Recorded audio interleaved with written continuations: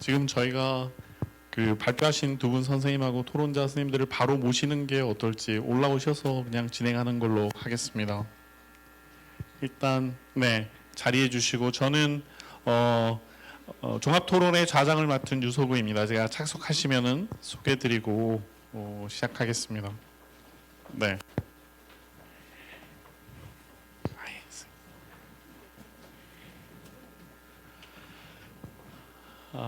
이렇게 5분의 토론자 선생님들이 계시는데요. 제가 그냥 제 위치에서 가까운 선생님들부터 소개해드리도록 하겠습니다. 서울시각장복의 서혜미 관장님, 네, 감사합니다. 그다음에 저희 풍납복지관의 유지민 관장님, 네, 저희 성균관대학교의 송미령 교수님, 네. 고대 안암병원의 이혜령 선생님. 네. 그리고 또 너무 감사하게도 멀리서 오셔가지고 더 특별히 시간을 많이 할애해서 소개합니다. 익산시 오지선 팀장님. 네. 감사합니다. 저희가 이 종합토론으로는 약 1시간 정도 시간을 가지고 있긴 한데요. 그리고 또 이어지는 선생님들, 지금 참여하신 선생님들도 저희가 많이 초대해서 의견을 여쭙기도 하고 뭔가 따질 거 있으면 따지고 그런 시간을 갖도록 하겠습니다. 그래서 1시간 하고 한 20분 정도의 쿠션이 있기 때문에 저희가 한 5시 한 반에서 40분까지도 어떻게 보면 시간을 활용할 수 있을 것 같습니다. 이것도 만약에 서 관장님부터 시키면은 긴장감이 떨어지니까 5분 중에 누가 제일 먼저 하시고 싶으세요? 누가 가장 먼저 하시면 뭐 PTSD나 불안이 좀 감소될지 제일 먼저 하시고 싶은 분을 선택할 수 있도록 기회를 드리겠습니다. 저희가 죄송합니다. 먼저 하시겠어요? 그냥 없으시면 하시겠다고. 그냥 자발적이지는 않은데 없으시면 하시겠다고 합니다. 네. 제가 사실 우리 장 교수님한테 왜 저를 첫 번째 토론으로 넣으셨어요? 제가 이렇게 한 판이 좀 푸덜거리기는 했거든요. 그래서 사실은 유소 교수님 말씀하신 것처럼 살짝 긴장되고 그러기는 하지만 어찌됐든 정해진 순서대로 가는 게 좋을 것 같아서 제가 그냥 순서는 제 마음대로 하겠습니다. 관장님 하시고 나서. 네. 그렇게 하도록 하겠습니다. 저는 이제 장애복지 쪽에서 일을 하고 있고 사례관리 이제 실천을 기관에서의 사례관리 실천 이런 부분에 대해서는 여전히 지금도 관심 많이 가지고 있고 그래서 뭐 통합 사례관리 이런 부분에도 가끔 뭐 귀 기울이도 하고 그렇긴 한데요.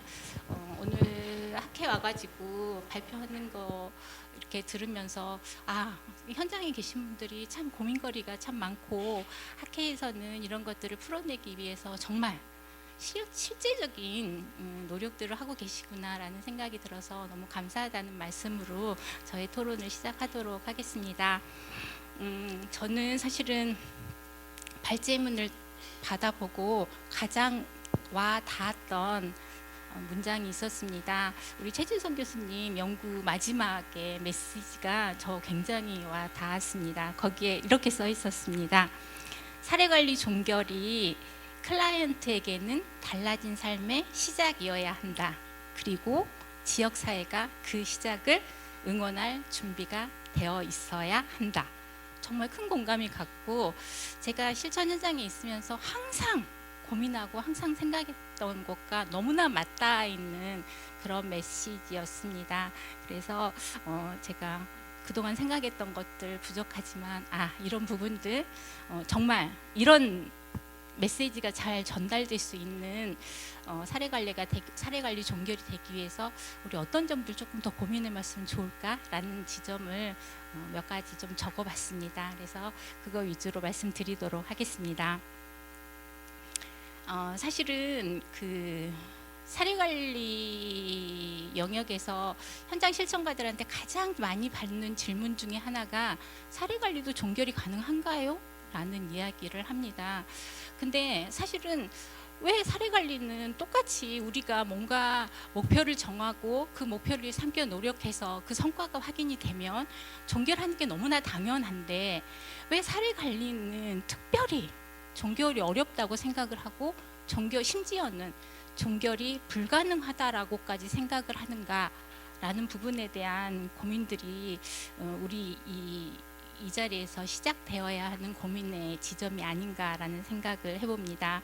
아마 사례관리라는 것이 우리 클라이언트 삶의 전반에 영향이 미치는 그런 개입이기 때문이고, 사실은 목표가 종결이 됐다라고 하더라도 여러 가지 복합적인 요인들 때문에 단계적으로 우리가 고민해야 되는 과제들은 여전히 남아있는 실천이 사례관리이기 때문에 아마 그렇지 않을까라는 생각을 합니다.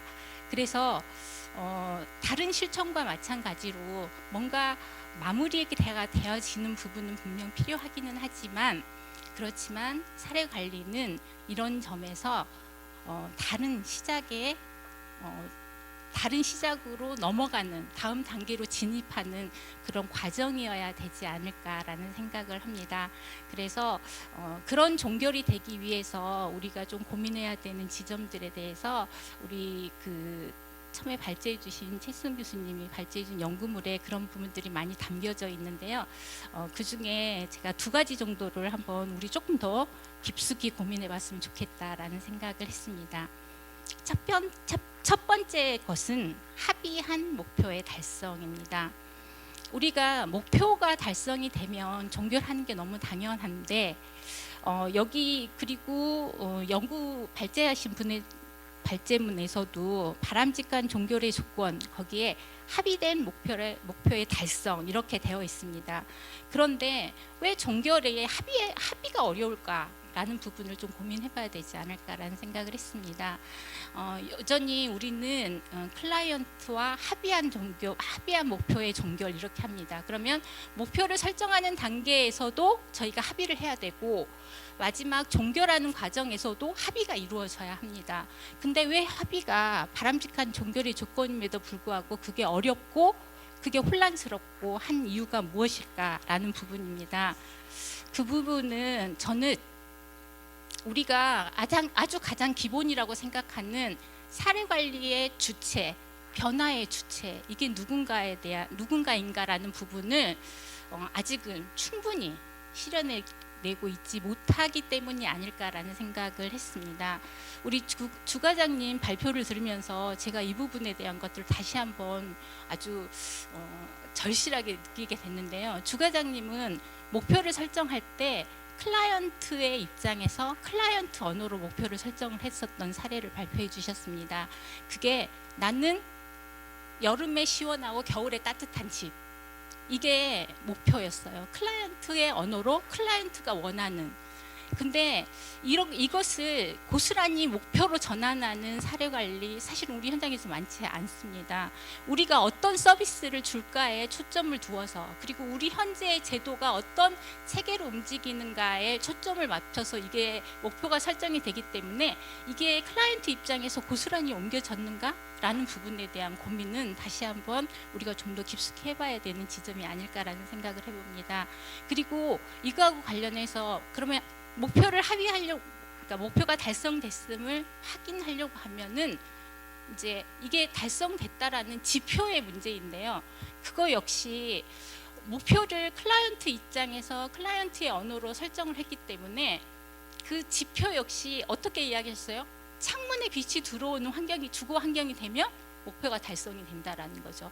그러니까 이렇게 클라이언트 스스로 내가 어떤 노력을 했고 그 노력한 결과에 대한 것들을 확인할 수 있는 지표로 만들어 준다라고 하면, 우리가 지금 이렇게 합리적인 그리고 바람직한 종결의 조건인 합의된 목표 달성에 어려움을 겪는 부분은 조금은 줄어들지 않을까라는 생각을 했습니다. 그래서 우리가 아주 기본적인 부분이기는 하지만 우리가 사례관리를 진행하면서 클라이언트의 입장에서 클라이언트 언어로, 그리고 클라이언트가 주체가 되는 목표 설정, 개입 이런 과정들이 이루어지고 있는가라는 부분에 대해서 다시 한번 또 심도 있게 점검해 봐야 되는 지점이 아닐까라는 생각을 합니다. 그래서 이제 이런 부분이 조금 더 필요하겠지 않을까라는 생각을 하고요.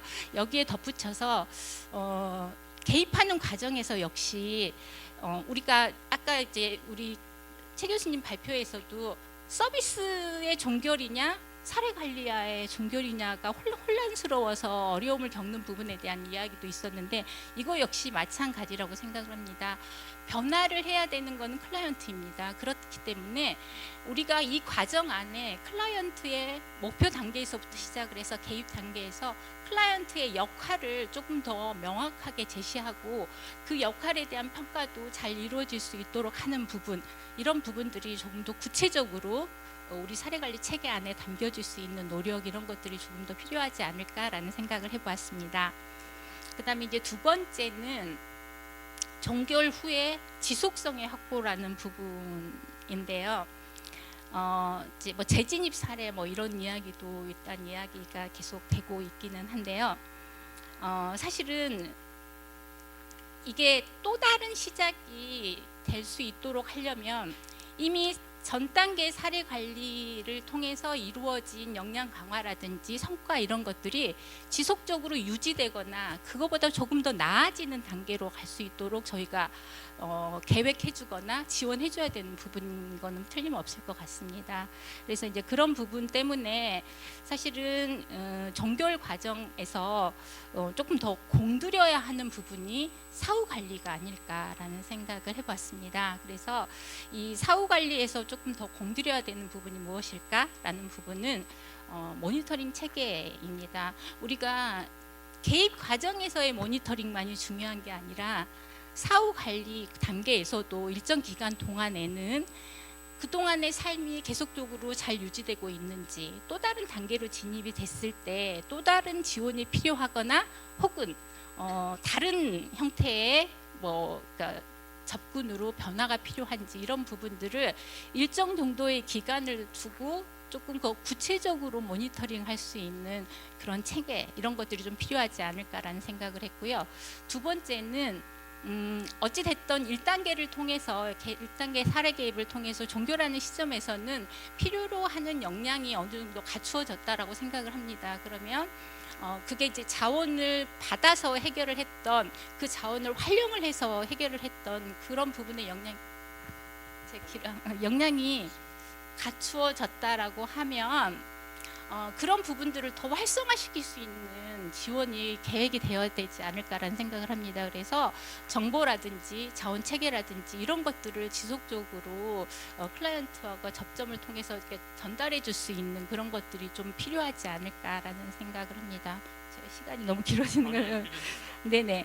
그리고 이제 마지막으로는 제가 지역사회의 이웃으로 살아가는 부분이라는 것을 말씀드리고 싶습니다. 제가 저는 사실은 주과장님 발제문을 사진으로만 봤기 때문에 내용적인 부분을 잘 모르는 상태에서 이 토론문을 작성했음에도 불구하고 제가 주과장님 발표를 들으면서 내가 꿈꾸던 그런 모습들이 너무 많이 담겨 있다. 그래서 되게 존경스럽고 되게 감사하다는, 같은 현장에 있는 분으로 감사하다는 생각도 하게 되기는 했는데요. 사실은 사례관리 종결 후에 우리는 사례관리를 하는 이유는 그 클라이언트가 지역사회 안에서 잘 살아갈 수 있도록, 지금보다 조금은 더 나은 삶을 살아갈 수 있도록 해주는 부분이잖아요. 그렇다고 하면 아까 말씀하신 것처럼 위기 단계 혹은 아직은 지원이 많이 필요한 단계였다라고 하면 일정 정도 자립 단계로 진입할 수 있는 준비가 되었을 때 종결이 되게 되는데, 그러면 지역사회 안에서 지역의 주민으로, 공동체의 일원으로 보다 더 의미 있는 삶을 살아갈 수 있도록 해주는 게 필요하다. 그래서 우리가 사례관리 종결 시점에서 그 부분을 담아낼 수 있으면 참 좋겠다라는 생각을 했었던 거고, 그게 지역사회 이웃으로 살아갈 수 있도록 해주는 부분이 아닐까라는 생각이 듭니다. 그래서 사실은 지역사회 주민으로 살아간다라는 경우는 클라이언트 혼자의 역량, 그리고 클라이언트를 둘러싼 이미 진입되어 있는 체계들만으로는 이루어질 수 없는 부분이고, 지역사회의 다양한 자원들과 함께, 그것도 일방적이 아닌 상호 교류하면서 살아갈 수 있도록 해주어야 하는 부분이 아닐까라는 생각을 합니다. 그래서 아까 첫 번째 사례의 그 주민분들처럼 그런 주민들을 만들어 주셨으면 종결로 그 사례가 종결이 됐더라도 다른 자원과 연결해 줄 수 있는 부분이 생겼고, 또 혹은 티격태격했던 그런 주민들 역시 지역 주민으로 살아가면서 사실은 특별한 저희 이제 사례관리 개입은 필요 없지만 그래도 그들 안에 갈등이 생겼을 때 이런 것들을 조율해 줄 수 있는 그런 누군가가 있다라고 하면 충분히 가능할 거라고, 지역사회의 주민으로 살아가는데 충분히 가능할 거라고 생각을 하고요. 그런 부분을 어떻게 우리가 이 사후 체계에서 담아낼 수 있을까, 사례관리 다음 단계로 들을 조금 더 고민해 볼 수 있었으면 좋겠다라는 생각을 했습니다. 특히 앞서서 되게 만성적인 대상이 되고 있는 장애인이나 정신장애인들이 이 부분이 더 중요한 부분이 아닐까라는 생각을 합니다. 물론 돌봄 체계가 가동이 돼서 사례관리에서 그 끝이 보이지 않아서 감당할 수 없는 부분을 돌봄 체계로 전환시키는 것도 중요한 방법이지만 사실은 돌봄 체계만으로도 그 사람들의 삶을 다 커버할 수는 없다라고 생각을 합니다. 그래서 우리가 아무리 만성적인 그런 어려움을 갖고 있는 클라이언트일지라도 끝없이 터널만 통과하는 게 아니라 우리 터널을 지나서 밝은 터널의 끝으로 갈 수 있도록 우리가 좀 지원해주는 작업들이 필요하지 않을까라는 생각이 들어서 그런 부분들이 조금 더 우리의 클라이언트들이 지역의 주민으로 살아갈 수 있는 다양한 방법들을 고민할 수 있는 그런 서비스 체계 그리고 지원 방법 이런 것들이 조금 더 고민될 수 있으면 좋겠다라는 생각을 해보았습니다. 감사합니다. 네, 관장님 감사합니다. 그러면 관장님께서 뭐 이렇게 네 분하고 라포가 있으신지 어쩐지 모르겠지만 아무나 한 분 초대해 주시겠습니까? 제가 처음 시작했으니 마지막 분 네, 좋습니다. 이렇게 하고 이렇게 네. 딱 이렇게 오면 익산시 복지정책과 저희들이 이제 뭐 시군구를 평가할 기회가 있으면 일단 이런 뭐 김영란법 위반되는 공약을 하나 하겠습니다. 가게 되면 뭐 전국의 0.005%로 보내드리겠다. 10년 후에. 10년 후에 제가 없을 것 같습니다. 다름이 아니고 서울 올라오는 길 좀 멋내고 째내고 오느라고 머리를 말리다가 이쪽 오른쪽이 좀 담 걸려가지고요. 제가 원래 이렇게 좀 약간 좀 이렇게 뻣뻣한 사람이 아닌데 무척 참 반쪽이 좀 어렵습니다. 그러니까 이해해 주시고 이 과제를 저에게 주신 추진성 교수님에게 어떻게 말씀을 드려야 할지 흔쾌히 이 자리에 수락을 하고서는 진짜 고민을 엄청 많이 했습니다. 거기에 또 이 뭐 자료까지 내라 그러는데 아시지 않습니까? 저희 공무원들이 이 행정에 치는 거 정말 죽겠는데 약까지 나를 이렇게 힘들게 하네 하면서 어떻게 해야지 이 선생님들 모신 자리에 그리고 그동안에 저희들을 가르쳐 주신 이 많은 그 연구자분들에게 제가 어떻게 좀 그 희망적인 메시지를 드려야 되나 일개 지방자치단체 그 대장자리 팀장이 어떤 말을 해야 될지 참 많이 고민했습니다. 그래서 제가 이제 자료랍시고 참 제 거는 굳이 안 띄워줘도 됩니다. 저희 그냥 간단하게 좀 설명을 여기에도 저희 시청 내에서 같이 통사로 일하시는 우리 또 친구들 다 와 있습니다. 그래서 그 친구들이 더 잘할 텐데 왜 내가 이런 일을 해야 되나 싶은 생각도 드는데 잠깐 설명드리자면 아마도 제가 그 공공사례관리 부분에 있어서 이게 8가지 분야가 있는데 그 중에서 저희 행정에서 저희 익산시 같은 경우는 행정에서 한 3개 정도를 저희가 직접 하고 있습니다. 이제 방문건강관리는 제가 간호사가 아닌 관계로 거기는 들어갈 수가 없었고 제가 드림스타트 업무도 1년 해봤고 그다음에 통사도 근무를 해봤고 그리고 현재는 의료급여 관리사들이라고 같이 일하는 그런 일을 현재는 하고 있습니다. 아마도 교수님께서 저를 말씀해 주신 거는 행정에서 하는 여러 가지 그 사례관리 분야를 공공 분야를 제가 한번 경험했기 때문에 저의 경험을 듣고자 이 자리에 와달라고 하진 않았나 싶어서 제 경험을 상으로 말씀드리겠습니다. 아시겠지만 저희 행정은 그 법령에 근거하고 지침에 근거해서 일을 합니다. 물론 지침 같은 경우는 우리 교수님들이 연구해 주신 것들이 있어서 그 부분이 충분히 저희한테 매뉴얼화 되고 있는데 그 매뉴얼대로 뭐 일을 하다 보면 어느 때는 아까 말씀드린 것처럼 또 그리고 여기서 많이 고민하는 것처럼 그 종결이지만 종결해야지 종결할 수 없는 종결 같은 그런 분들이 진짜 많습니다. 그리고 안타까운 분들도 많지만 또 그런 부분들에 있어서 그 모든 공무원들에게 종결이 아닌 또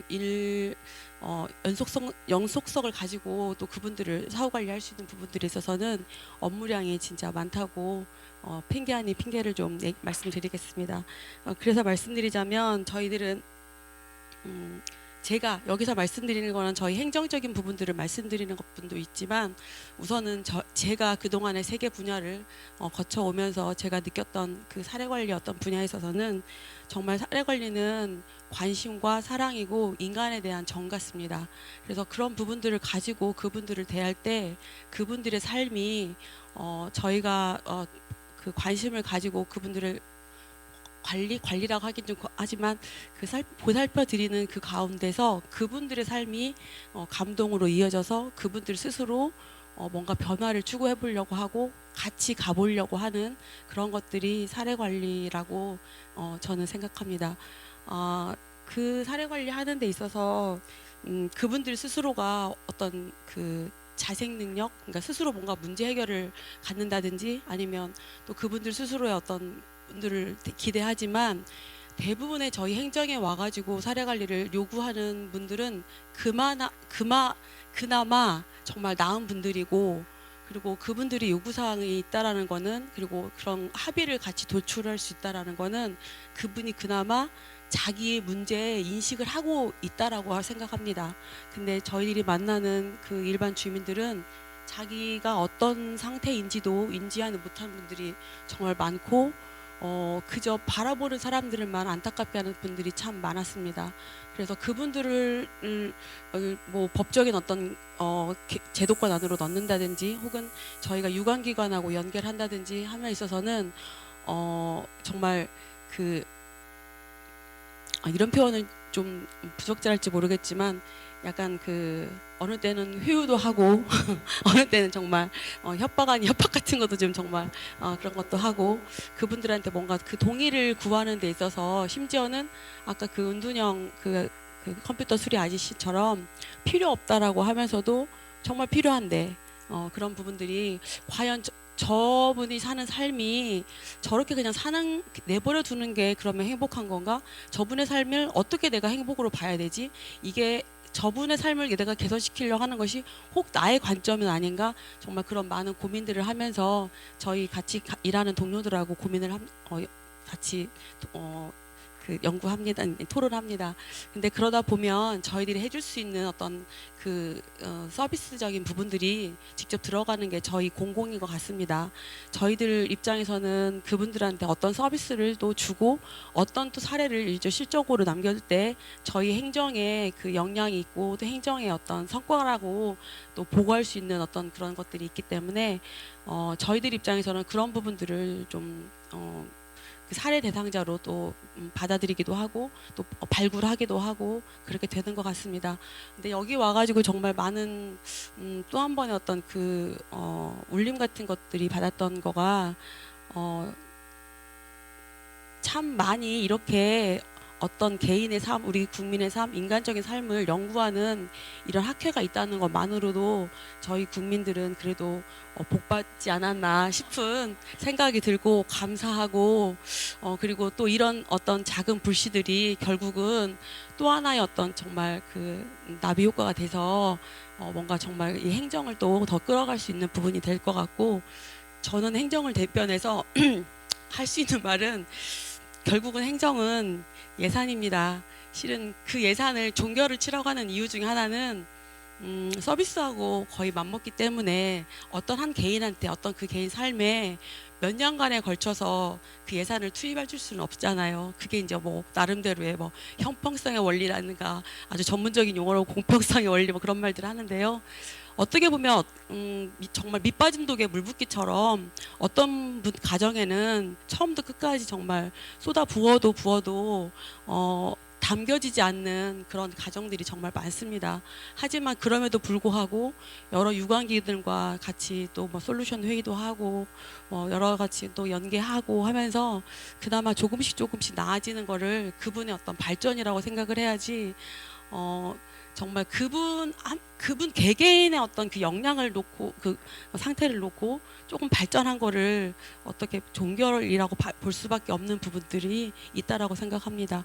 그거는 또다시 재진입을 하는 경우가 내가 저 사람 정말 했었는데 다시 또 왔네라고 생각하기보다는 이제는 그때의 문제가 아니라 또 다른 문제를 가지고 왔구나 해서 또 다른 새로운 손님이라고 생각하면서 그 사례를 또 맞이할 수밖에 없는 것 같고, 저희들은 그 부분에 있어서 저희 행정력과 또 다른 또 유관기관에 있어서 저희가 어쨌든 허브 역할을 할 수밖에 없는 또 행정의 힘이라는 게 있잖아요. 그래서 그런 부분들을 가지고 일하는 게 저희의 역할이라고 생각하고, 그 부분에 있어서 여기에 계시는 또 학생분들, 그다음에 연구해 주시는 교수님들, 그다음에 또 그 여러 유관기관에서 저희 인간들의 삶을 좀 더 또 국민의 삶의 질을 또 노력해 주시는 여기 모인 정말 훌륭하신 이분들에게 박수 보내고 싶습니다. 감사합니다. 네. 감사합니다. 아무래도 이제 공공이 약간 과업주의의 문화도 좀 있고 또 자원 배분의 불균형에 대한 그 불편함의 정도도 두려움도 되게 큰 조직이라서 그런 것들이 좀 있는 모양이네요. 감사합니다. 선생님께 좀 어려운 부탁드려도 되겠습니까? 분위기는 또 안 좋아질 수도 있는데, 네. 뭐 다른 선생님 한 분 초대해 주시겠어요? 그 왔다 갔다 할까요? 여기 우리 선생님. 풍납복지관 관장님이요. 네네네. 네. 유지민 관장님. 네. 아까 하시고 올 것 같아서 잔뜩 긴장해 있다가 하셔서 긴장을 놓고 리셋이 잠깐 됐었어요. 예. 어쨌든 다시 긴장을 가지고 다시 발표 토론을 하도록 하겠습니다. 저는 종합사회복지관에 있다 보니까 종합사회복지관 지역사회의 그 개념으로 사실 바라보게 됐습니다. 첫 번째 사례 시작 이렇게 발표문을 보면서 말씀하셨듯이 연구의 목적대로 이제 종교는 있는데 재진입에 대한 그런 부분들을 우리가 그 생각은 있었지만 그거를 같이 다시 한번 이렇게 한번 모아보서 있는 계기가 없었는데 있었던 거에 대한 그런 부분과 중요한 정보를 제공하고 계셨던 것에 굉장히 의미가 있다고 생각이 들고요. 그리고 사례관리 종결 후에 단순 모니터링과 같은 소극적인 사후 관리가 아니라 재진입이 필요한가 아닌가라는 이제 적극적인 사후 관리를 좀 말씀하고 계셔서 그런 재진입에 대한 개념 정리와 가이드라인의 필요성을 제기하고 계신 거에 있어서 너무 반가웠습니다.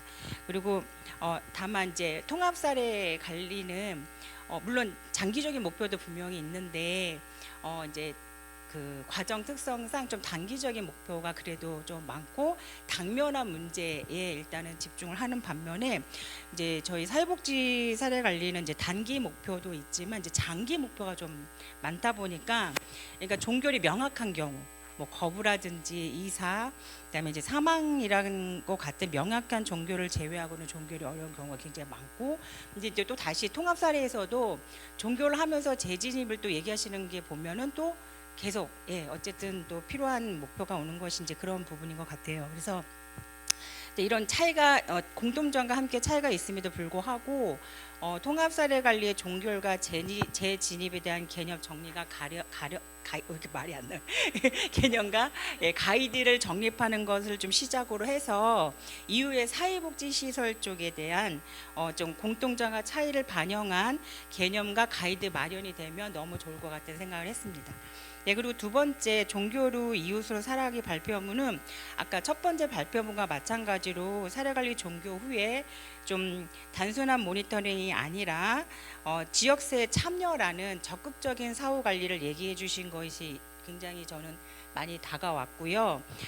그래서 이제 사례관리 종교 이후에 이제 복지관의 프로그램이라든지 지역사회 조직 차원에서 지역사회 참여로 간다라는 부분이 동시적이지는 않지만 순차적으로 이렇게 지역사회에서 같이 살아날 수 있는 또 제2의 사례 관리를 하고 있다라고 저는 보여져서 그런 부분이 굉장히 의미가 있다고 생각을 합니다.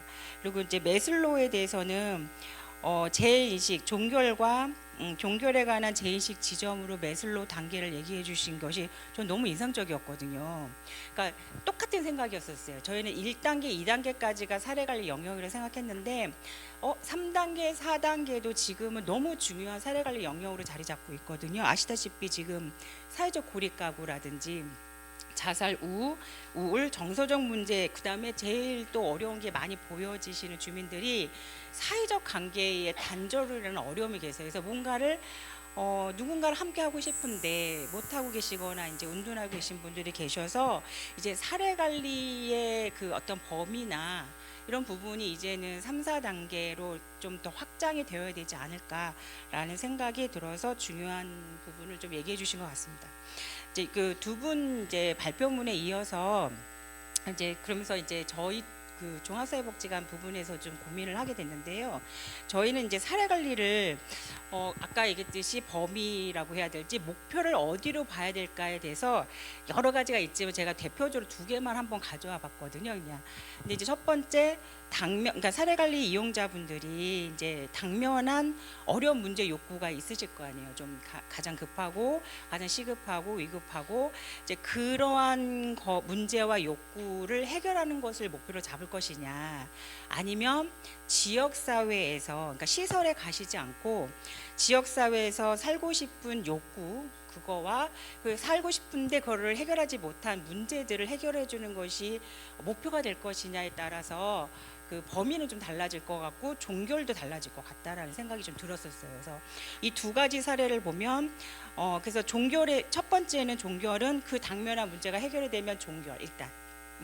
그리고 나중에 이제 또 당면한 문제가 좀 생기면 진입이 될 것 같고, 두 번째 지역에 살고 싶은 욕구 부분은 아까 말씀하신 그 매슬로우 3단계, 4단계 더불어서 복지관에서는 사실 지역사회 조직 이라는 부분이 같이 되어 있기 때문에 종결 부분에서는 지역사회 구성으로서 자리 잡을 때 그때 종결이 되지 않을까라는 생각이 들었습니다. 그리고 또 하나 그래서 이제 그 부분이 좀 차이가 있을 거라 생각이 들었고요. 이 어쨌든 공통점은 뭐냐면 당면 어려운 문제 욕구라든지 지역사회 구성원으로 살아가는 것이 목적이 되더라도 현장에서 일을 하다 보면 종복이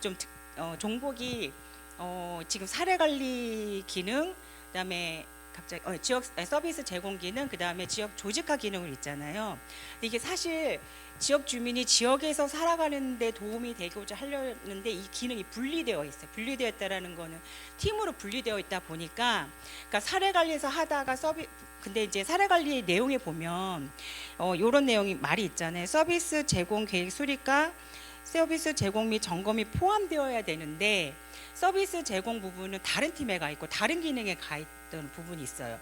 또 그래서 그것이 협력 관계로 좀 이루어지고, 그리고 또 이분들이 지역사회 구성원으로 살아가게끔 하려고 그러면 아까 말씀드린 지역사회 조직팀에 또 협력 관계를 이루어줘야 돼요. 그래서 이렇게 단계적으로 가는 부분들도 있고 기능적으로 분리되어 있다 보니 이제는 이게 동시적으로 이루어져야 되는 게 아닌가라는 생각이 들었었어요. 그래서 이제 제가 이제 마무리를 해야 되기 때문에, 근데 예전에 종복 같은 경우에는 가족 그 전에 바로 이 기능이 되기 전에 가족 기능 강화팀, 지역사회 보호팀, 지역사회 조직팀이었는데 이게 이제 사례관리 서비스 지역사회 조직 기능으로 이렇게 지침이나 이제 그런 기능 역할들이 바뀌어서 내려오면서 이걸 어떻게 구성을 해야 될까 고민하면서 기존에 있던 사업이나 서비스가 그냥 재배치되는 수준으로 갔고, 실질적으로 지역사회에서 살아가실 수 있게 저에게 도움이 들어갈 때는 이 4가지가 같이 맞물리거든요. 이제는 그런 이제 좀 통합적이고 동시적인 그런 기능과 역할을 좀 고민해 봤으면 하는 그걸 좀 말해보고 싶었습니다. 네, 감사합니다. 이제 유관장님은 워낙에 지역 밀착형 사업을 저희 부산 남구에 우리 주 선생님이 하셨던 것처럼 그런 거를 처음으로 이제 중앙복지관에서 부장님으로 계시다가 풍납으로 가셨기 때문에 이제 조금 더 이제 그런 맥락으로 말씀을 하신 것 같아요. 워낙에 이제 사례 관리도 통합적인데 거기다가 또 서비스 제공이나 지역과 같은 기능을 붙이는 것이 가는 길은 맞지만 또 그것과 관련된 실무자들의 부담이나 이런 것들은 어떻게 우리가 담보할 것인지 이것도 이제 다른 주제 덩어리로 큰 영역이죠. 한 분 또 초대해 주시겠습니까?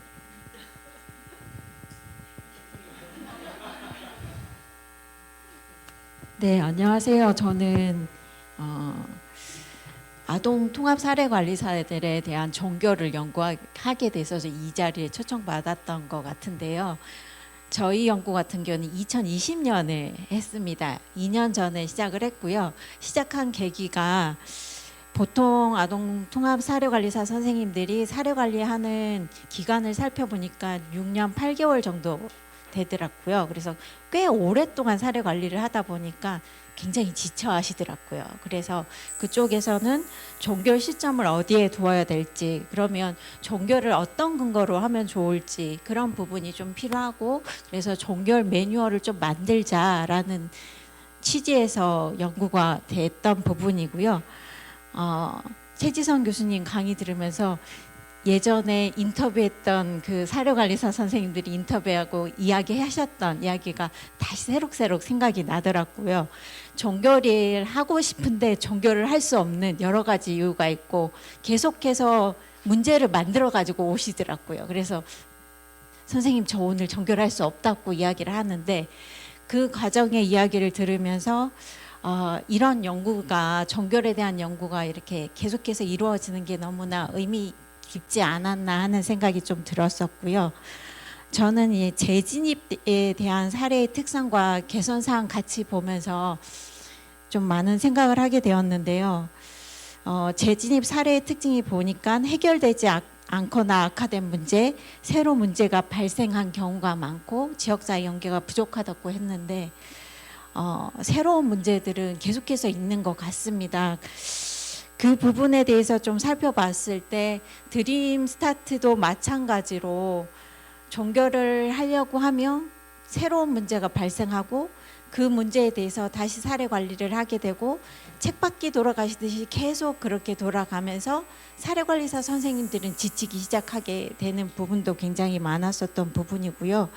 그랬을 때 어떤 사례관리사 선생님께서 그러면 종결을 한 2, 3년에 한번 끊어보자, 한번 해보자, 기간을 설정. 그때는 어떻게 하셨냐고 한번 여쭤봤어요. 그랬을 때 초기 목표 수립에 있어서 합의점을 도출했다. 그래서 그걸 근거로 돼서 종결을 했다. 그런 말씀을 하셨습니다.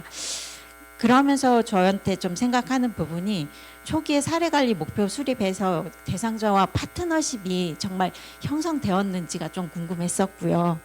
사례관리 방식에서는 어떤 문제가 없었을까? 또 진행상에서 무엇을 놓쳤을까? 막 발표에서도 말씀해 주셨듯이 되돌아보니 놓친 것들이 있다라고 말씀 주셨는데요. 그런 거를 보면, 발표문을 보면서 근본적으로 사례관리사 선생님께서 혹시 사례관리 대상자에 대해서 어떻게 인식됐는지가 좀 궁금했었어요. 혹시 아직까지 사례관리 대상자를 단순히 도와줘야 되는 존재, 그렇게 인식하지는 않았나 하는 생각도 들었고, 대상자의 잠재적인 인정이나 파트너로 인식은 했는지 하는 생각도 좀 들었습니다. 그와 함께 이제 사례관리사 선생님들의 현실을 살펴보지 않을 수 없더라고요. 그러니까 실질적으로 사례관리사 선생님들을 살펴보면 업무량이 굉장히 많잖아요. 그러니까 업무량이 적절하지 못해서 혹시 충분하게 관심을 갖지 못하고 지지를 하지 못해서 그 종결하기 어렵진 않았나 하는 생각이 좀 들었던 부분이라서요. 제도적으로 이런 부분을 좀 신경 써줘야 되지 않을까 하는 생각은 좀 들었고요. 또 현실에 맞는 조금 가이드라인이 좀 필요하지 않을까 하는 생각이 좀 많이 들었습니다. 또 하나 제가 연구했던 부분에서는 드림스타트 같은 경우에는 아동을 대상으로 사례 관리를 하는데 친구들한테 한번 물어봤어요. 언제 종결했다는 걸 알았어? 라고 물어보니까 엄마가 그만 다니라고 해서요. 아이들은 모르더라고요. 그래 종결에 대한 그 과정을 다루어지지는 않더라고요. 그 부분에서 사례 관리자와 대상자가 어떻게 보면 종결이 가장 의미 있고 행복한 시간이 되어야 되는 부분인데 마무리가 너무 바쁘다는 핑계 때문에 대상자는 또한 더 이상은 받을 사람이 없다는 불안 때문에 의미 있는 시간을 갖지 못했지 않았을까 하는 생각이 좀 들었고요. 그러면서 저는 생각하기는 학생들이 졸업식 하잖아요. 그러면서 이제 자기가 이 과정을 마치고 성장하면서 이벤트를 하는 것처럼 종결도 사례 관리자와 대상자의 그런 그간의 여러 과정을 통해서 성장 변화하면서 의미를 찾고 행복한 시간을 가져야 되지 시간을 가져야 되지 않을까 하는 생각이 좀 들었습니다. 그래서 종결 단계에서 마무리할 수 있는 시간과 에너지를 좀 더 할애해야 되지 않을까 하는 생각이 들었고요. 또 하나는 사후관리 측면에 대해서 좀 생각하게 되었는데요. 사후관리 체계가 지금 정말 보게 되면 몇 달에 연락 한두 번 주변 자원 연계 정도만 지금 사후관리로 되어 있는 게 좀 안타까웠습니다. 사후관리 체계가 좀 더 촘촘해야지만 진정 성장하고 변화된 대상자가 그 상황을 계속 유지하고 그 다음에 이제는 적절한 조기 개입도 이루어질 수 있다고 생각을 하고요. 사후관리 체계를 마련하기 위해서는 구체적인 방안도 필요할 것 같아요. 제가 올 초에 수술을 했거든요. 간단한 수술을 했긴 했지만 수술을 하고 난 다음에 이제 병원을 가잖아요. 추후 관리 차원에서 병원을 가는 것처럼 저희도 사후 관리를 하는 부분에서 이런 사후 관리, 그러니까 추후 어떤 변화가 있는지에 대한 그런 매뉴얼이 좀 있어줘야 되지 않을까 하는 생각이 좀 많이 들었던 부분이고요. 그래서 종결에 대한 부분, 재진입 사례에 대한 부분 이런 것들에 대한 것들을 연구해 주시고 좀 의미 있게 도출해 주셔서 너무 감사했고 다음으로 이제는 종결 후 이웃으로 살아가기 발표에 발표 자료를 보면서 사진을 보면서 좀 생각을 하게 됐었어요. 생각을 하게 됐는데 함께 살아간다는 자체가 굉장히 의미 있는 부분인 것 같고요. 각 지역의 이웃 주민들의 특성과 지역 여건들을 좀 고려해서 거기에 맞는 대안들이 계속 나와주고 벤치마킹 할 수 있었으면 어떨까 하는 생각이 들었습니다. 저는 이번 학회에 와서 제가 너무 많이 배워가는 것 같아서 정말 감사드립니다. 네, 감사합니다. 이제 고르실 기회가 많지 않아가지고 한 분밖에 나와가지고 너무 오랫동안 기다리셨습니다. 이혜영 선생님. 네. 매도 먼저 맞았어야 되는데 너무 힘들었습니다. 네, 저는 고대 안암병원의 사회복지사 이혜령이고요. 근데 최근에는 젠더 클리닉에서 그 성소수자 환자분들과 인권 단체들하고 같이 활동을 하고 있습니다. 실은 저는 한 4, 5년 정도는 사회복지 쪽에 학회에는 아예 안 왔습니다. 왜냐면 젠더판이 워낙 정신이 없기도 하고, 예, 그리고 뭐 대학생들 사회복지 학부 학생들 성소수자 실천 관련된 특강 요청하시는 경우나 아니면 실무자 선생님들 이제 교육하실 때 성소수자 관점 이런 거 하실 때만 가고 거의 안 왔었는데 장혜림 교수님께서 2005년에 썼던 석사 논문에 대한 수습을 해라 이렇게 말씀하셔서 제가 INTJ이기 때문에 그럼 와야지 하고 왔는데 오늘 너무 재미있었고 많이 배웠습니다.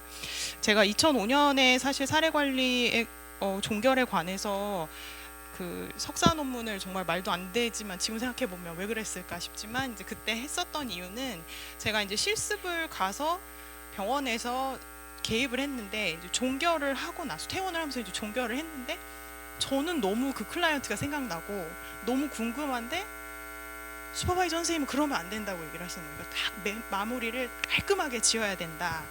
근데 이제 저는 INTJ이기 때문에 책에서 항상 이제 이거를 답을 찾아야 되거든요. 근데 책을 아무리 봐도 종결을 어떻게 한다는 얘기가 없고 한두 줄 정도밖에 없는 거예요. 근데 저는 또 그 한국어에 능하니까 한국어 책이 잘 없더라고요. 그래서 그럼 논문을 한번 써봐야겠다 해서 썼는데 이제 자료가 없고 그때만 20년 정도 전만 해도 막 지금처럼 이렇게 인터넷으로 이렇게 데이터베이스가 잘 안 되어 있었어서 이제 전국 막 대학 도서관을 찾아다니면서 문헌을 봤어요. 근데 하나같이 다 지하 서고에서 올라오는 거예요. 그래서 동료들은 되게 통계 패키지도 멋있는 거 돌리고 막 이렇게 최신의 연구 막 이런 거 하는데 나는 뭔가 지금 잘못 가고 있다 이런 생각도 실은 많이 했었습니다. 그래서 그때 너무 자료가 없었어서 연구를 하게 됐었는데 요번에 이제 약 한 20년 정도 지나고 나서 다시 최지선 교수님 연구팀에서 해주신 연구를 보고 되게 많이 감회도 새로웠고 재밌었습니다. 제가 이제 18년 차 사회복지사인데 하면서 제가 느꼈었던 것들 해서 이제 보건과 복지의 경계에서 생각해본 종결에 대해서 말씀드리겠습니다. 첫 번째 연구 너무 재미있고 석사 논문은 이렇게 썼어야 되겠구나 이런 거를 좀 생각해보게 됐는데요. 특히 이제 많은 선생님들 말씀해주셨지만 재진입 부분이 너무 재미있었고 위로가 됐습니다. 왜냐하면 재진입은 사실 실천가들한테는 실패로 여겨지는 경우가 많거든요. 굉장히 위축되고 저희처럼 이제 소위 2차 세팅이라고 하는 학교, 병원 이런 데 있는 사회복지사들은 아니 치료 다 잘 해놨는데 뭐 사회복지 쪽에서 잘 보냈다더니 또 오냐 이제 의료진이 이런 피드백을 보내면 저희는 약간 실패자의 위치가 되는 거예요. 그래서 이런 부분들 되게 힘들고 그래서 제가 이제 저희는 수련병원이다 보니까 슈퍼바이지 수련 선생님들 하면 수련 선생님들도 자기가 봤던 환자가 다시 입원하거나 다시 의뢰가 되면 막 되게 죄인처럼 선생님 이 환자 다시 입원했어요. 이렇게 얘기할 때도 많고 그랬어요. 그래서 이런 부분들이 뭔가 이렇게 실천가한테 실패로 인식되는 경우가 많았는데 그게 아니라 이게 굉장히 중요한 과업이고 지금이 또 굉장히 명확히 해야 되는 단계다라는 거를 알려주셔서 이게 지금 굉장히 슈퍼비전 맥락에서도 저도 앞으로 많이 이야기하게 될 것 같고 또 생각해보니 의료 쪽에서는 그냥 재진입이 꾸준히 반복되어야 되는 사례들도 많아요. 치료의 단계 때문에 클로징 했다가 또 다시 이제 새로운 치료의 국면에 들어가면 당연히 재진입을 해야 되거든요. 근데 그게 재진입이다라는 저희가 이제 단어가 없었던 거예요. 그래서 이제 뭔가 이게 다시 개입이 시작한다고 해야 되나 뭔가 잘 못된 것 같기도 하고 이런 이제 혼란이 많았었는데 이제 재진입이라는 개념이 생겨서 그걸 슈퍼비전에서도 잘 활용을 해야 되겠다라는 생각이 듭니다. 그리고 여기 이제 연구 결과가 사실은 제가 2005년에 어설프지만 했었던 연구 결과들하고 상당히 비슷한 부분들도 많아서 좀 안타깝기도 했는데 결국에는 가이드가 없다 이게 계속해서 나오는 얘기거든요. 근데 가이드가 나올 수 있을까? 근데 저도 이제 슈퍼바이저니까 생각해보면 내가 가이드를 줄 수 있을까? 내가 종결에 대한 가이드를 줘봤나? 생각해보면 또 마음에 손을 얹고 잘 주지 못했던 것 같아요. 근데 그게 워낙에 뭐 문제의 특성이나 실천 현장의 특성, 대상의 특성이 다양해서 그런 것 같다는 생각이 들거든요. 그래서 슈퍼비전이 되게 중요할 것 같은데 슈퍼바이저들도 종결에 대해서 잘 모르는 것 같아요. 제가 슈퍼바이저로서 생각했을 때. 그래서 저는 이제 종결에 대해서 논문을 워낙 썼고 실은 이제 18명을 인터뷰를 했고 그분은 한 분 빼고 17분만 분석 자료를 썼었는데 18명의 선배 사회복지사들한테 배우면서 저는 종결에 관해서 사실 과외를 받았던 거예요. 그래서 종결을 막 가서 탁탁 이제 하려고 노력하고 이랬는데 그럴 때 이제 그 동료 사회복지사나 슈퍼바이저 선생님들께서 하시는 말씀은 이혜령 선생님은 조금 매정하다. 네, 이런 평가도 굉장히 많이 받았어요.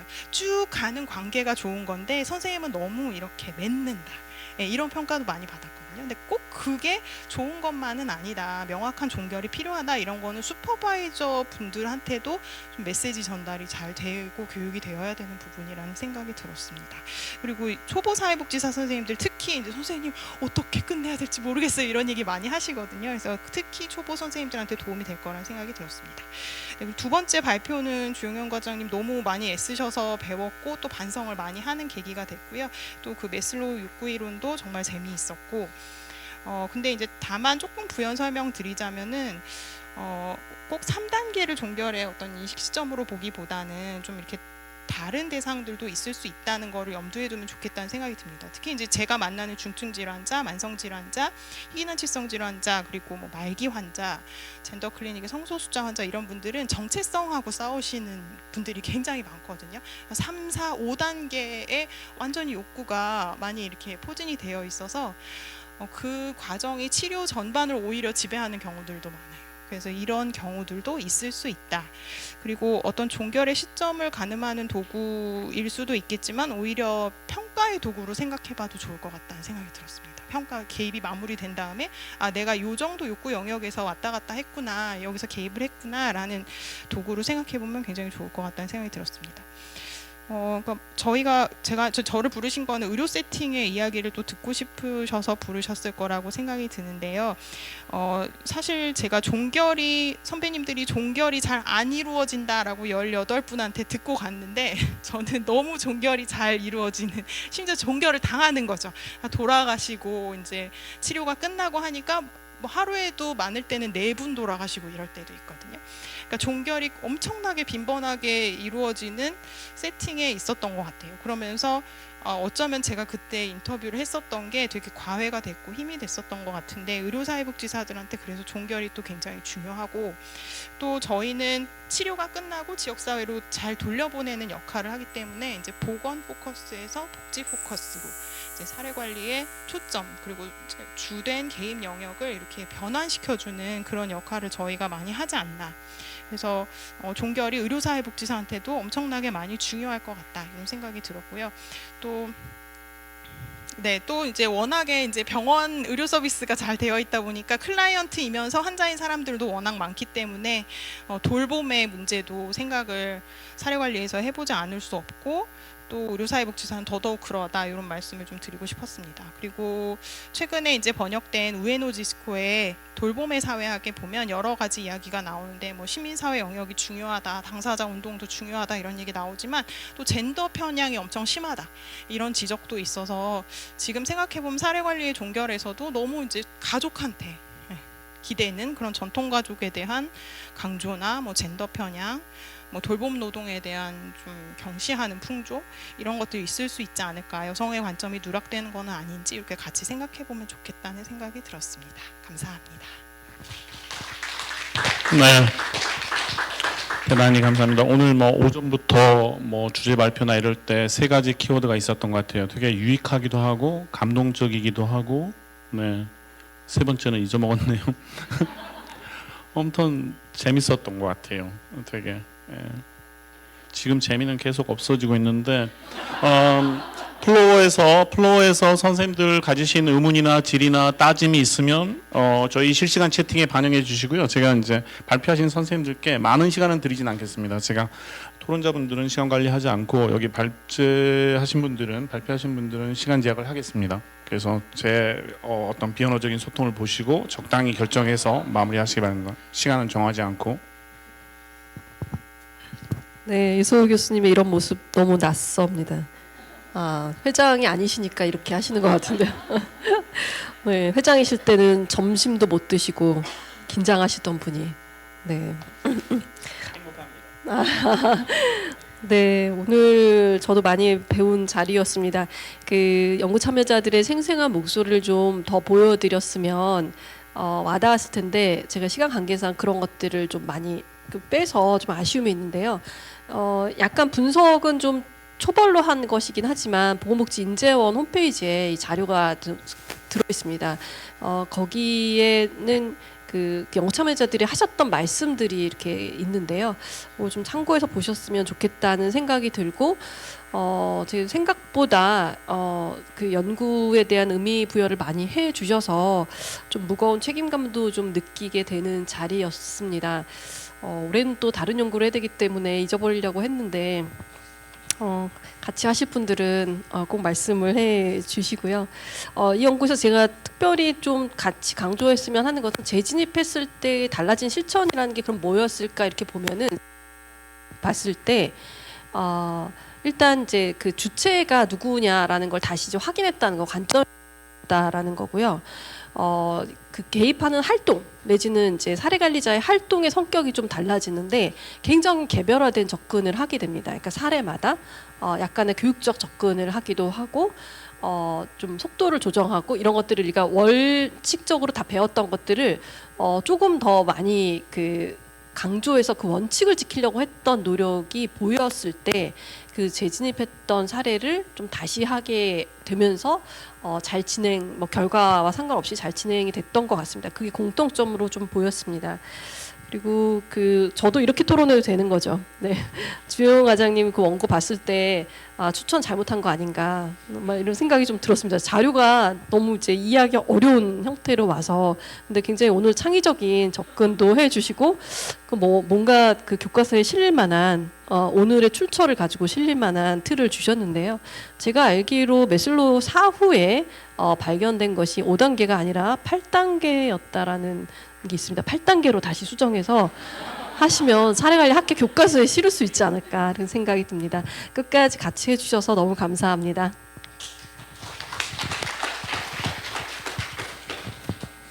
네, 저도 좀 죄책감이 들었습니다. 자료를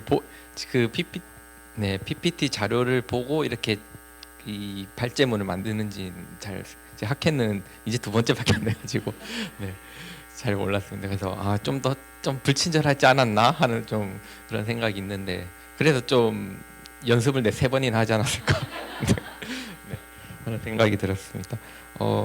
이렇게 발제 이렇게 네, 말씀해 주신 거 이렇게 듣고 나서 좀 제가 중요하게 여겼던 부분들을 또 정확하게 다 찝어주시고 이야기해 주셔가지고 너무 고맙습니다. 네, 뭐 아까 당사자가 표현한 거를 그대로 합의된 목표로 가져온다든지, 아까 창문 열리는 그런 것들도 합의된 목표 중에 또 뭐 하나였기도 하고 해서 이렇게 또 알아봐 주시니 되게 고맙다라는 생각이 들었습니다. 그 사례관리 종결과 관련해서 좀 저도 그동안은 그렇게 깊게 생각하지 않았습니다. 근데 이렇게 최혜성 교수님께서 섭외하면서부터 좀 고민을 하기 시작했는데, 제가 막 이렇게 부산에서 오늘도 KTX 타고 이렇게 올라왔는데 막 터널이 이렇게 여러 개가 있잖아요. 그래서 뭐 어떤 사람은 터널이 1개가 있는 분이 있을 거고 없는 분도 있을 거고 터널이 여러 개인 분이 있을 거고 생각합니다. 그래서 그 터널이 그냥 사례관리라고 생각을 하면 또 재진입이 하면 또 터널이 2개고 3개고 4개고 이렇게 하는데, 그걸 좀 같이 터널을 지나가 주는 게 사회복지사의 역할이 아닐까 하는 생각이 들고, 몇 번 터널 지나가면 이제 혼자 터널 지나갈 수 있게 되겠죠. 네. 그런 좀 어쨌든 좀 목적지를 향해 좀 함께 달려가는 그런 사이가 되는 게 사회복지사 역할이 아닌가 하는 생각이 들었습니다. 고맙습니다. 네. 저희 이제 플로어에도 한 20분 정도 시간이 있습니다. 그리고 매번 학회에 올 때마다 불편한 건 굉장히 귀한 시간을 할애하셨는데 선생님들의 얘기를 못 듣는 게 굉장히 안타까웠던 것 같아요. 그래서 제가 그냥 뭐 위에 계신 선생님들 불편하시더라도 꽤나 충분하게 시간을 쓰도록 하겠습니다. 그래서 한 2, 30분을 쓸 수도 있으니까요. 뭐 플로어에 계시는 질의응답이 다 소화될 때까지, 네. 어차피 총회는 6시에 한다고 하면 되니까요. 제가 회장이 아니니까 남의 일이니까 뭐. 네. 플로어에서 원하시는 선생님들 또는 실시간 채팅창으로 알려주시면 다루도록 하겠습니다.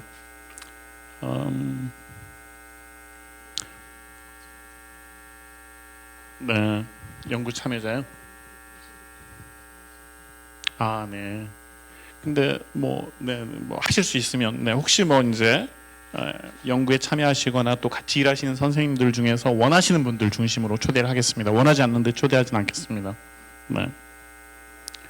그러면 나오실 때까지 제가 30초만 쓰겠습니다. 숭실대 학생들은 종교에 대한 퀴즈를 봅니다. 저도 이제 사례관리를 강의하니까. 그래서 종교에 대한 퀴즈를 보면 가장 많이 나오는 답이 이겁니다. 그렇게 배우니까 이제 그렇게 답하겠죠. 일하는 수준을 달리하는 결정의 기회를 이용자와 함께하는 과정이다. 그게 숭실대 사회복지학 학생들이 가장 많이 답하는 답입니다. 그렇게 배워왔기 때문에 뭐 어떤 서비스나 이런 게 끊기는 게 아니고 일하는 수준을 달리하는 결정을 이용자하고 함께하는 과정이다. 100명이 답하면 90명이 그렇게 답합니다. 자, 또 다른 선생님들 초대하겠습니다.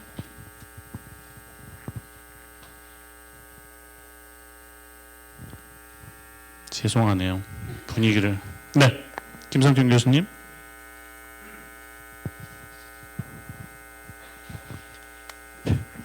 예, 오늘 들으면서 여행을 갈 때 뭐 어디를 가느냐가 중요한 게 아니라 누구랑 같이 가느냐가 중요하다 이런 얘기가 굉장히 이렇게 또 동감이 많이 됐습니다. 그러니까 하여튼 뭐 어떤 주제도 좋지만은 주제를 다루시는 선생님들이 어떻게 다뤄주시는가가 오늘 너무 좋았던 것 같고, 그래서 이제 오늘 그 주영현 선생님이 또 아까 메슬로우 욕구 5단계에서 또 8단계는 머리가 좀 많이 아프던데. 근데 그거를 그거를 이제 그렇게 활용하시는 게 너무 이제 보기 좋았고, 그런데 이제 그런 조금 버전을 좀 달리하면은 그렇게 보실 수도 그렇게 얼마든지 쓸 수 있고, 근데 우리가 사정을 할 때도 맨날 1, 2단계만 갖고 사정은 사실 그렇지 않거든요. 그러니까 우리가 그 내적 자원들을 좀 살려내야 되는 부분이 있잖아요. 자원 쓸 때 내적 자원에 대한 사정이 있고 인포멀한 자원들을 또 우리가 찾아내야 되는 거예요. 물론 이제 사정이기 때문에 그렇지만은 그러면 인포멀한 자원은 결국 지역 사회에서 사람들이 살아나는 거고, 내적 자원이 살아난다는 것은 바로 이제 뭐 자아 실현의 욕구라든가 뭐 4단계 뭐 이쪽으로 가는 것이기 때문에 저는 그러니까 결과로서 어디까지 이제 또 우리가 종결 이후에 또는 뭐 가는가도 이제 1, 2단계 머물지 않고 그 이후부터 종결 이후에 그런 것들을 잘 갈 수 있는 것도 굉장히 좋지만은 우리가 사정을 자료 수집하고 사정을 할 때 그러니까 아까 이제 제가 말씀드린 것도 클라이언트의 좀 그분을 잘 이해하고 내적 자원을 이해를 하고 그 다음에 클라이언트하고 라포 형성을 하는데, 저는 5단계 그분이 정말 뭘 생각을 하고 추구했던 분인가를 그 얘기를 같이 나눌 수 있으면은 굉장히 의미가 있고 이제 관계 형성도 잘 될 수 있는 부분이라고 생각을 해서 그래서 이제 그 단계는 초기 단계부터도 우리가 쓸 수 있는 거 아닌가, 사정할 때 쓸 수 있는 게 아닌가, 이렇게 그래서 써야만 되는 게 아닌가 이렇게 하는데, 우리는 늘상 목표 잡고 이럴 때 1, 2단계만 머무르는 것이 조금 우리가 이제 그 메슬로우 욕구 5단계를 쓸 수 있는 방법이라 이렇게 생각을 해서 좀 말씀드렸습니다. 예. 네, 또 다른 분들 또 초대하겠습니다. 지금 채팅창에는 특별한 반응이 없습니다. 네, 네, 네, 네. 유익하고 감동적이고 재밌는데 이거는 백은영 교수님이 리더십을 맡으니까 이런 게 뿜뿜 나오네요. 제가 했을 때는 안 그랬는데 계속 뭐 연임도 하시고 너무 행복합니다. 네, 우리 선생님 서울시 자립지원 전담기관 이재유 선생님이십니다. 제가 오늘 오전에 너무나 감동을 받았습니다. 네, 감사합니다. 다름이 아니고요. 저는 사례관리 평가에 대한 교육을 받았을 때 이게 굉장히 중요하다라고 생각을 했었거든요. 근데 종결을 할 때 보통 사례관리자가 평가를 하잖아요. 아니면 사례관리자들이 모여서 평가를 하고, 근데 당사자들이 평가를 개인적으로 아니면 집단적으로 하는 그런 내용들을 종결 전에 반영할 수 있으면 더 좋지 않을까라는 생각을 해보게 됐었고요.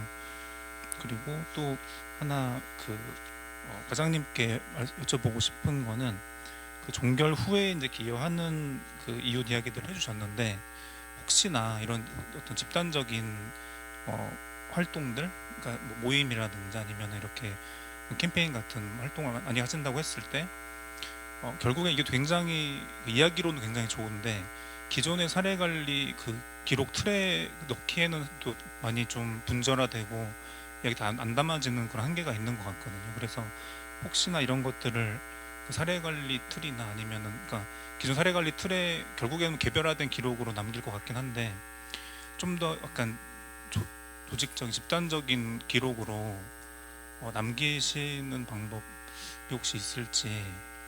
네네. 보통 뭐 그냥 프로그램집 이런 게 하실 수 있는데 사례관리 관점에서 그런 기록을 담아낼 수가 있을지도 궁금합니다. 네,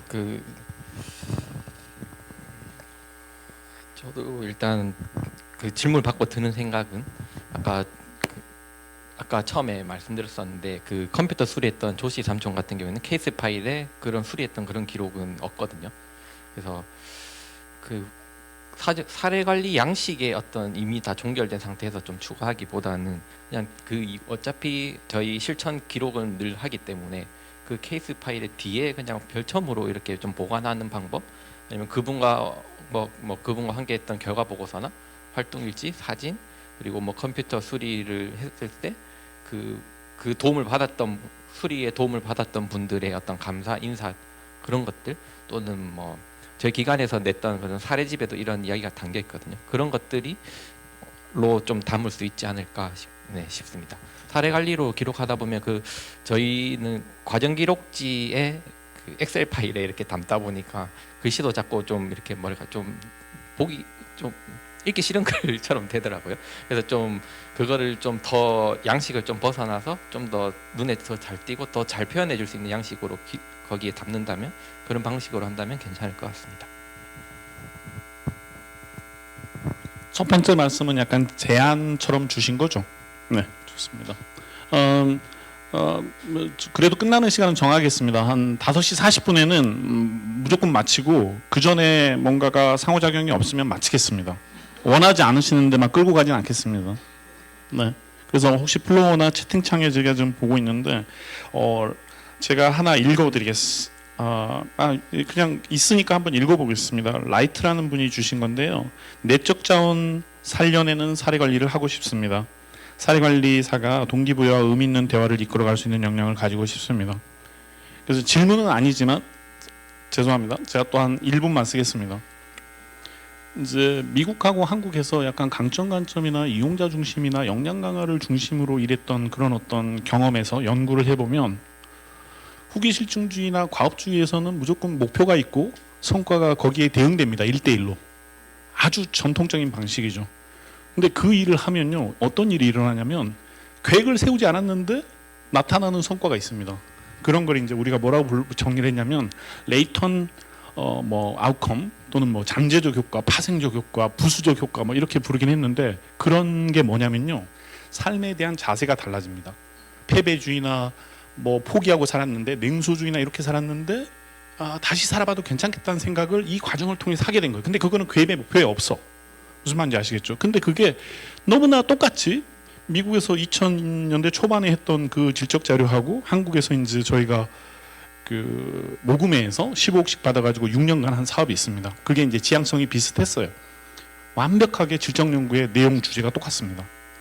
의도하지 않은 결과가 나오는데 그런 것들은 대부분 뭔가 굉장히 뭐 삶에 대한 태도가 달라졌다든지, 나도 기여하는 사람이 되고 싶다든지, 나도 의미 있는 사람으로 살고 싶다든지 뭐 이런 것들이에요. 굉장히 놀랍구나, 그런 경험을 했던 적이 있습니다. 분위기 또 안 좋아졌습니다.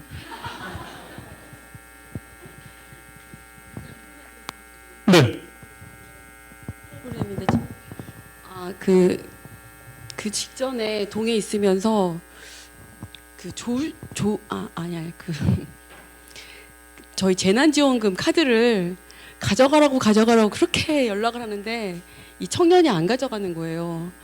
근데 진짜 이상하잖아요. 이게 수급자 생계급여 받는 대상자인데 분명히 아쉬울 텐데 왜 이걸 안 가져가는지. 그래서 제가 이제 그 7월에 갔는데 기다리다 이건 이제는 이제 반납을 해야 된대요. 안 찾아가신 분들은. 근데 그 돈이 아깝잖아요. 40만 원인데. 그래서 그걸 들고 갔어요. 갔는데 이 청년이 그냥 한 곳만 응시하는 거죠. 그러니까 제가 봐도 뭔가 좀 남다른 인상인데, 통장님이 뭐라고 하시냐면 그 말씀 좀 해달라고 전화도 안 받고 우편을 보내도 반응이 없고 하는데 살긴 하냐 이렇게 산다 그러고, 통장님이 말씀하시기는 문도 안 열어주고. 그래서 이건 좀 뭔가 좀 이상하다 해가지고 아무튼 막 쫓아가지고 찾아갔어요. 저녁에 불 켜 있는 거 확인하고 저녁에 쫓아가고, 그래도 문을 안 열어줘서 아무튼 찾아가서 만나 보니까 그 전에 저희 아시겠지만 저희 행정에서 이제 나이가 있으니까 근로능력 평가자라 해가지고 그 서류를 내라고 했는데, 그 서류를 못 낸 게 내신 본인은 이게 뭔가 그 짐인 거예요, 이게. 그래서 저희 동에 찾아오면 무서운 거예요. 이제 모든 걸 다 차단하고 자기는 그냥 이렇게 그냥 한 말도 안 하고 있는데 급기야 이제 그 관리계에서 더 이상 생계비를 못 줘서 생계비를 끊겠다고 해서 이제 어쨌지 해가지고 이제 그분을 얘기를 하는데 자꾸 배가 아프다는 거예요, 이분이. 저는 이분한테 다른 부분이 이상한 것 같은데 그래서 그 정신병원에라도 좀 모시고 가고 싶은데 그렇게 해서 근로능력 평가서가 나올 수 있는 어떤 그런 치료 기간이 완료가 되면 이분을 이제 생계비를 받게 하고 뭔가를 이렇게 정상적인 어떤 저희 행정의 법 궤도 안에 넣고 싶은데 이분은 자꾸 배가 아프서 그런 거예요. 그래서 그러면 한번 병원을 같이 가보자 해서 이제 물론 사례를 잡고 병원을 가는 걸로 시작을 해서 이분이 그 저희들끼리의 어떤 목표는 뭐였냐면 제도권 안에서 이 사람을 제대로 뭔가 생활하게 하고 그 다음에 이제 그 다음까지만 단기 목표로 잡아보자. 왜냐하면 이분이 어떤 상태가 될지는 모르는 것 때문에 그래서 그렇게 사례를 쭉 잡고 가는데 아니나 다를까 병원을 갔어요, 가게는. 근데 거기서 너 좀 이상해서 이 정신과 병원 가야겠어라고 말을 진짜 못 하겠더라고요. 그래서 내과를 가긴 가는데 그 전에 제가 잘 아는 선생님이 있는데 이게 꼭 내과적 질환이 아니어도 잠을 못 잔다고 하니까 우선은 잠이라도 한번 푹 자고 나면 너가 그렇게 배가 아픈 거가 좀 나을지 모르니까 한번 그러면 상담을 하고 그 다음에 내과병원 한번 가서 검사를 해보자. 그 모든 것들은 우리 사례관리비로 지원을 해주겠다. 병원비 걱정하지 말고 일단은 이렇게 돼야 될 거 아니냐니까.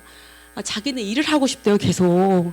그러니까 근데 이제 이게 말이 저는 그분한테 뭔가 설득하는 말을 하면 그분은 계속 저 일할 수 있습니다. 저 팔다리 건강합니다. 저 일할 수 있습니다. 계속 그 말만 하는 거예요. 그래서 이제 또 몇 달이 지나서 어째 해가지고 이제 병원을 모시고 갔어요. 병원 선생님께서 한 1시간가량을 상담을 해주시다가 급기야 크니까 네가 아픈 것 같아 그 말을 그냥 하시더라고요. 그래서 그러면서 이제 정신과 치료를 받고 어찌어찌 또 해가지고 이제 진단서 받고 생계비까지 받게 됐는데 조현병 진단을 받았어요. 너무 정말 그냥 정말로 아주 겉보기에는 정말 키도 크고 뭐 행색은 본인이 꾸미지 않아서 그렇지만 아무튼 그런 청년이었는데 조현병 진단을 받았어요. 그래서 정말 안타까웠는데 한 2-5달 정도 그렇게 약 치료하고 잘 먹고 그다음에 저희가 이제 반찬 서비스 나가는 것이 읍면동마다 저희 익산시 같은 경우는 이웃의 돌봄단이라 해가지고 통장님들하고 연계해가지고 저희 동에 있는 그 모금 저희 맞춤형 복지하면서 지금 CMS 후원받고 있잖아요. 저희 여기 행정에서도요. 그래서 그거랑 연결해가지고 반찬을 꾸준히 보내주기 시작했어요. 그래서 잘 먹고 잘 자고 하면서 약효의 효과인지 아니면 잘 먹어서인지 엄청 정말 건강해졌어요. 그래서 이제 이게 얘기가 대화가 되는 거예요. 이분이랑 내가 이런 말 하면 그 말에서 답변을 할 정도로 돼서 그랬는데 그분이 어느 날 그 말씀을 하시는 거예요. 자기가 이렇게 젊은데 이렇게 자기가 맨날 얻어먹고 이러고 살아서 어떡하냐요.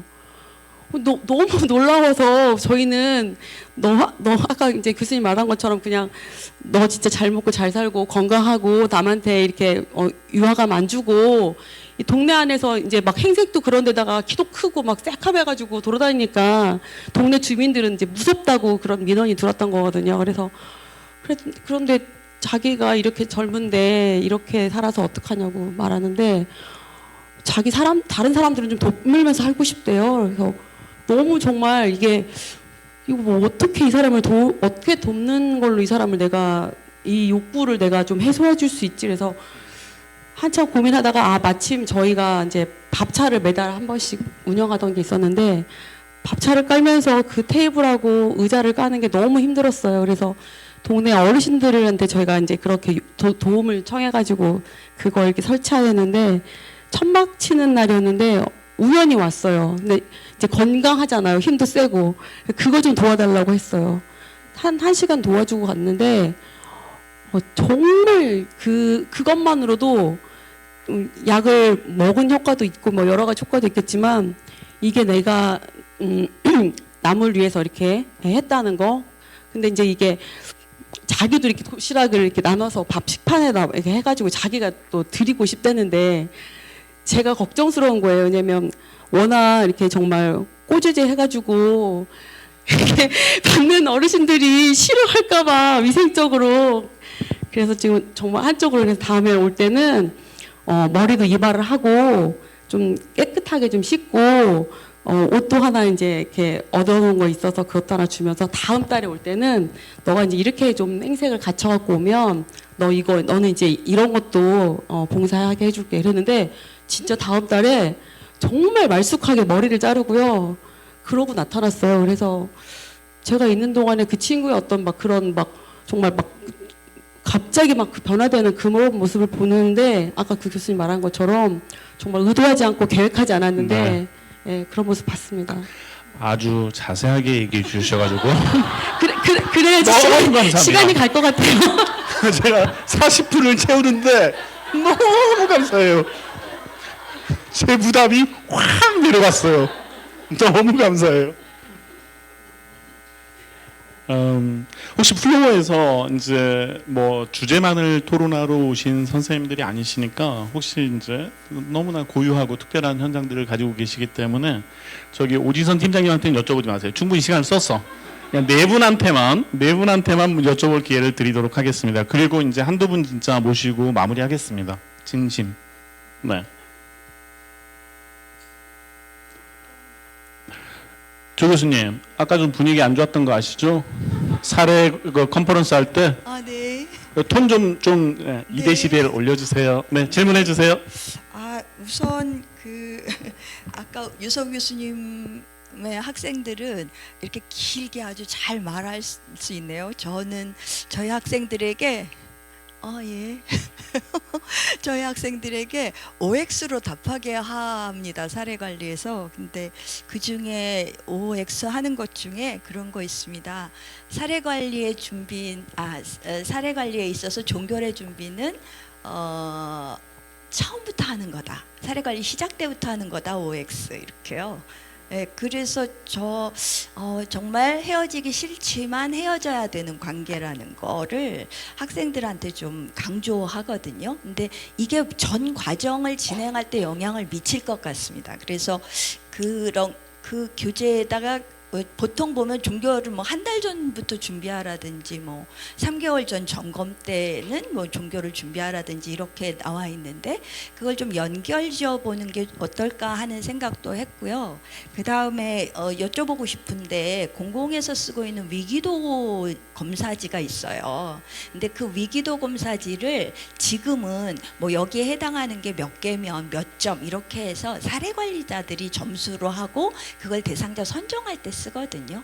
근데 저는 그 위기도 검사지를 욕구 영역을 면담에서 결정한 다음에 그걸 가지고 목표를 세울 때 내가 몇 점 정도 위기를 느끼는지를 클라이언트가 채점하고 그래서 몇 점 정도로 낮추기를 원하는지 그리고 그 상태는 어떤 상태가 되면 그럴 것 같은지 그러니까 욕구에서 걸렸던 영역만 가지고 그 영역에 대해서 클라이언트가 목표 때 자기는 몇 점으로 감해지길 바라고 이 상태는 뭐 이런 상태다 요거를 세부 목표로 하는 그 과정으로 활용하도록 그 위기도를 좀 바꿔보면 어떨까 뭐 이런 생각을 좀 하고 있는데 어떻게 생각하시는지 저한테 여쭤보시는 거 아니시죠? 그리고 답변을 듣고 교수님. 끝내시길 원하시는 거죠? 네, 요거는 최지성 교수님 한번 여쭤보고 싶고요. 네. 그다음에 이제 그 종결에 대해서 제가 가르칠 때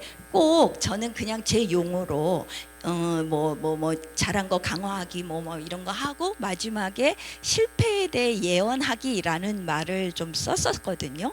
꼭 그러니까 이게 실패라는 말이 좀 부정적인 어감이 있긴 하지만 이게 종교를 한 번 했다고 해서 모든 게 다 해결되는 것이 아니다. 살다 보면 인생이 또 어려운 일이 겹칠 수 있고 그때 또 주변을 들려보면 아무도 없을 수 있는데 이때는 다시 사례관리자를 찾아서 일을 한다면 좋겠다. 이제 그런 용어로 제가 썼어요. 근데 지금 오늘 재진입이라는 용어를 쓰고 있잖아요. 그래서 이거를 우리 이번에 표준화 작업할 때 좀 종결의 과업이나 업무에 뭐라고 좀 녹여내면 어떨까 하는 생각을 좀 해보았습니다. 네, 감사합니다.